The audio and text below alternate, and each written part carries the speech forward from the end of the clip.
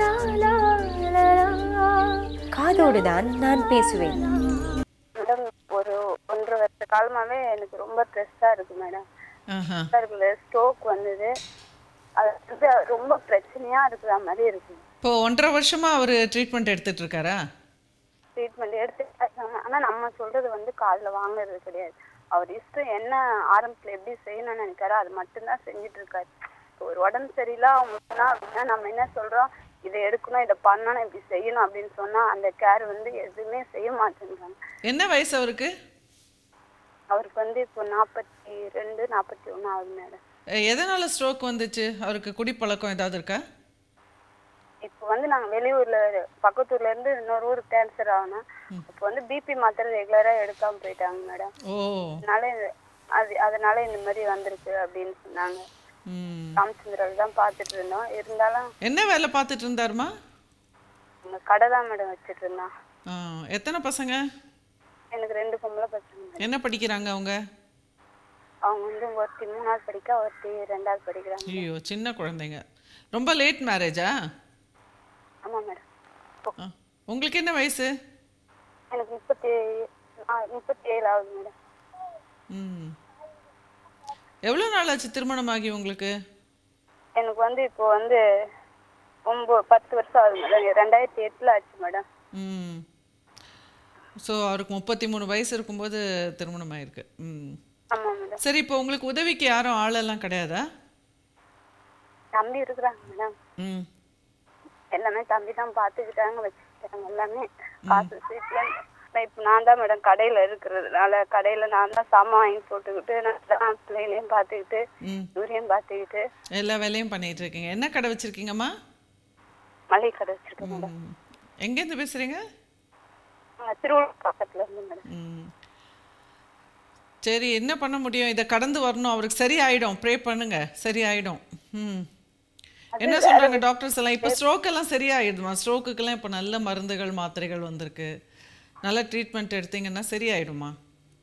அது இல்லை மேடம், பிரச்சனையே அது கிடையாது. வார்த்தை வந்து தகாத வார்த்தை பேசுறது வைக்கிறது ரொம்ப எங்கேயாச்சும் போயிடலாமான்னு இருக்கு. இப்போ அவருக்கு கை கால் ஏதாவது ஆக்ஷன்லாம் ஏதாவது தரப்பட்டிருக்கா இல்லை நார்மல் ஆயிட்டாரா?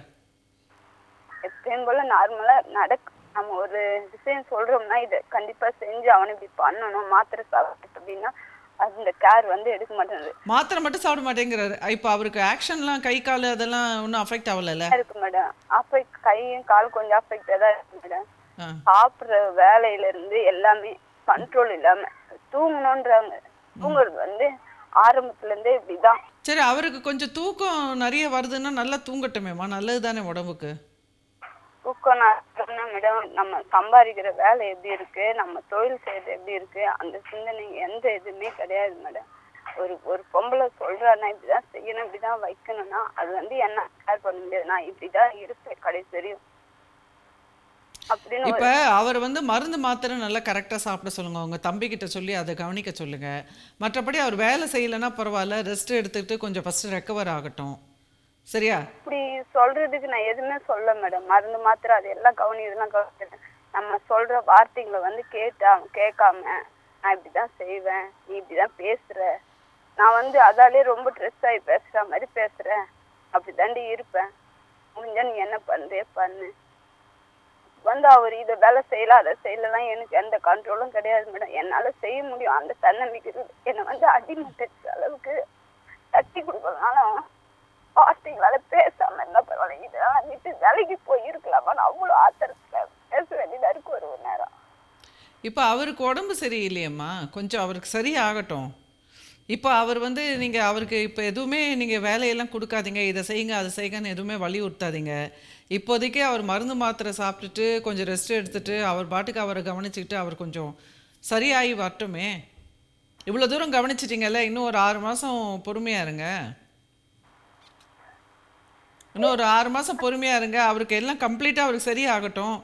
அப்புறம் டாக்டர்கிட்ட உங்கள் தம்பிகிட்ட வச்சு டாக்டர்கிட்ட கவனிச்சுட்டு அந்த மருந்து மாத்திரை கொடுத்துட்டு அது மட்டும் டாக்டர் வந்து எப்போ நார்மல் ஆயிடுச்சு ஒன்றும் பிரச்சனை இல்லைன்னு சொல்கிறாங்களோ அது வரைக்கும் கொஞ்சம் பொறுமையாக இருங்க. நம்மளை வந்து கேவலமா பேசி திட்டுற மாதிரி பேசும்போது பக்கத்துல இவ்வளவு செஞ்சு நம்ம பக்கத்துல இருக்குவான்னு இல்லை, காரணமே இல்லாமல் திட்டுறாரான்னு கேட்குறேன். காரணமே இல்லாம பிள்ளைகிட்ட காசு கொடுக்க கூடாது, இப்படிதான் இருக்கணும், இப்படிதான் வைக்கணும் பாப்பா அப்படின்னு நான் சொல்லி கொடுத்தேன்னா அந்த பிள்ளைகளை வந்து கண்ட்ரோல் இல்லாம போது எனக்கு கோவம் வரும். ஒரு குழந்தைங்கிட்ட சின்ன பிள்ளைகிட்ட காசு வந்து கொடுத்து பழக்க மாட்டது எனக்கு பிடிக்கல. செய்யக்கூடாது பாப்பா அப்படின்னு சொல்லி அடிச்சதுக்கு இவ்வளவு வார்த்தைகளை செய்யறது எனக்கு எங்க வீட்டுல இருக்கிறவங்க விட்டுட்டு வந்துடுன்னு சொல்றாங்க. என்னால போகவும் முடியல. இங்கேயும் நிம்மதியா ஒருவேளை சாப்பிட்டேன் தூங்கினேன் அப்படின்னு தூக்கமும் வர மாட்டேங்குது. குழந்தைங்க ரொம்ப சின்ன குழந்தைங்க, அந்த குழந்தைங்கள அடிக்கக்கூடாது. எது வந்தாலும் கொஞ்சம் நீங்கள் சொல்லி தான் சரி பண்ணணும். ஓகே, அதனால் நீங்கள் குழந்தைங்க கிட்ட அடிக்கக்கூடாது. சரியா? காசு கொடுக்காதீங்க. நீங்கள் காசு கொடுக்க வேணாம்னு நினச்சிங்கன்னா காசு கொடுக்காதீங்க. அவர் கொடுத்து பழக்கப்படுத்தினானாக்கா அதை வந்து நீங்கள் ஃபேமாக சொல்லிவிடுங்க, அந்த மாதிரி கொடுத்து பழக்கப்படுத்தாதீங்கன்னு. அவ்வளோதான். அதுக்காக எதுக்கு இவ்வளோ பொங்கி பொங்கி அழுவுறீங்க? அழுவாதீங்க. அதுக்காக சரி, காசு அவர் கொடுத்ததும் தவறு தான், நீங்கள் குழந்தைங்கள போட்டு அடித்ததும் தவறு தான். சரியா? 2 பேருமே அதை செய்யக்கூடாது. சின்ன குழந்தைங்களுக்கு யூகேஜி படிக்கிற குழந்தைங்க மட்டும் பேசணும் வைக்கணும்லாம் பேசுவேன் மேடம். இது வந்து கல்யாண மண்டபத்துல இருந்து ஆரம்பத்துல இருந்து இப்படிதான். நம்மளால என்னால எதுவுமே வெளிப்படையா சொல்லிக்கிட்டு வச்சுக்கிட்டு ரொம்ப கஷ்டப்பட்டுட்டு. சரி, உங்க கணவர் கூட பிறந்தவங்க எத்தனை பேர்? மாமனார் மாமியார்லாம் என்ன செய்றாங்க? அவங்க கூட பிறந்தவங்க 4 பேரு மேடம். ஆ, தச்சையெல்லாம் வருவாங்க, நல்லா இருக்கேன் நல்லா இருக்கேன் அவ்வளவுதான் கேட்டு போயிட்டே இருப்பாங்க. மாமனார் மாமியார் எங்கே இருக்காங்க? மாமனார் மட்டும்தான் மேடம் இருக்காங்க, மாமியார் இல்லை. அவங்க எங்கே இருக்காங்க? மாமனார் யார் கூட இருக்காங்க? அவங்க எல்லாம் திருவள்ளூர்ல இருக்கு, பக்கத்துல பூண்டி அரும்பாக்கன்னு ஒரு பக்கத்துல ஒரு ஊர்ல. இல்லை, அவரை யார் கவனிச்சிட்டு இருக்காங்க? மாமனாரை தனியாக இருக்காரா? அவங்க தூத்துக்குடி அவங்க தங்கச்சி எல்லாம் இருக்காங்க, அங்க போயிருக்காங்க மேடம். அவங்க கூட இருக்காங்களா?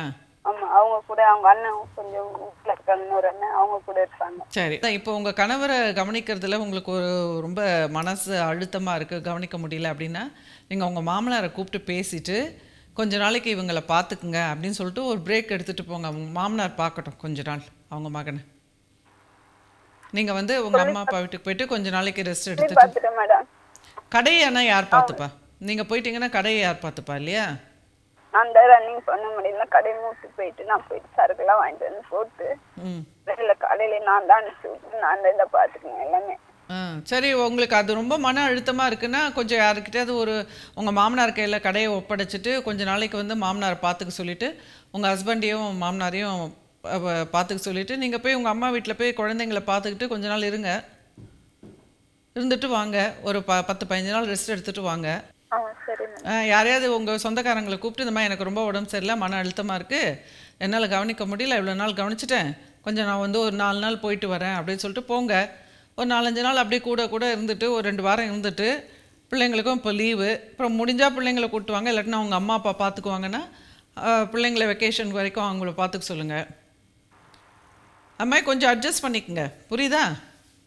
சப்போர்ட் சிஸ்டம் இல்லாமல் நம்ம இருக்க முடியாது. அதனால் மற்றவங்கள உதவி கேட்குறது வந்து தவறு கிடையாது. குடும்பத்தில் வந்து ஒருத்தருக்கொருத்தர் உதவிக்கணும், ஒருத்தருக்கொருத்தர் உதவி கேட்கணும். அதுக்கெல்லாம் நம்ம வந்து கூச்சப்படக்கூடாது, அதுக்கெல்லாம் நம்ம வந்து சங்கோஜப்படக்கூடாது. அப்படி யாராவது செய்ய முடியலன்னு சொன்னாலும் அதையே நம்ம ரொம்ப சீரியஸாக எடுத்துக்கூடாது. நம்ம கடமை கேட்குறத கேட்டுடணும், முடிஞ்சாக்க செஞ்சாக்க தேங்க்யூ சொல்லணும், முடியலன்னா சரின்னு புரிஞ்சுக்கணும். சரி, அவங்களுக்கு ஏதோ பிரச்சனை செய்ய மாட்டேங்கிறாங்க, அவ்வளோதான். அதை விட்டுட்டு நம்ம சண்டையும் போட முடியாது, அவ்வளோதான்.